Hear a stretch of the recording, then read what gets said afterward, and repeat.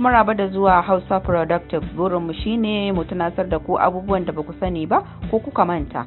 In baku danna subscribe ba, to tabbas an bar ku a baya.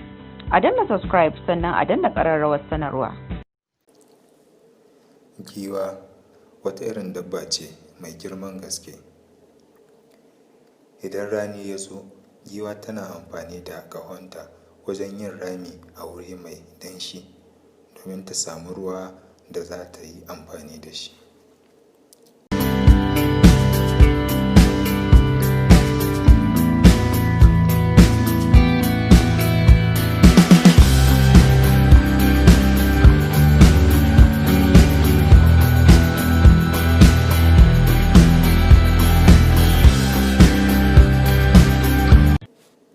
Kunnuwan giwa yakan taimaka wajen kawar mata da zafi daga jikinta.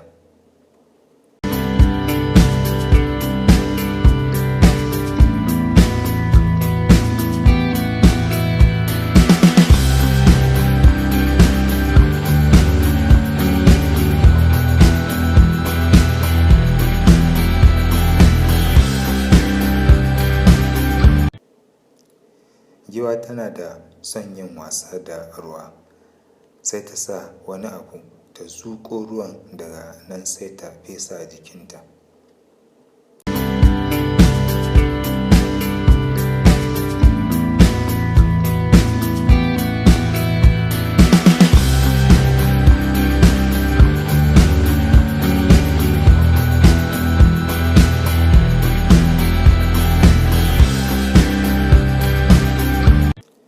Giwa tana da wani abu doko wadda yake tsakanin ƙahonta guda biyu.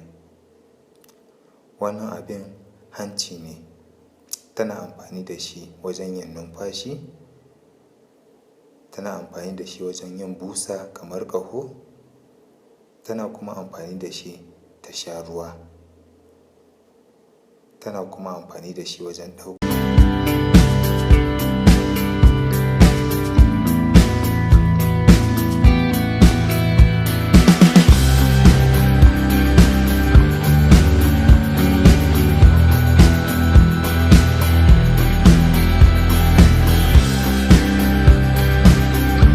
A danna subscribe sannan a danna ƙararrawar sanarwa domin samun sababbin shirye-shiryenmu.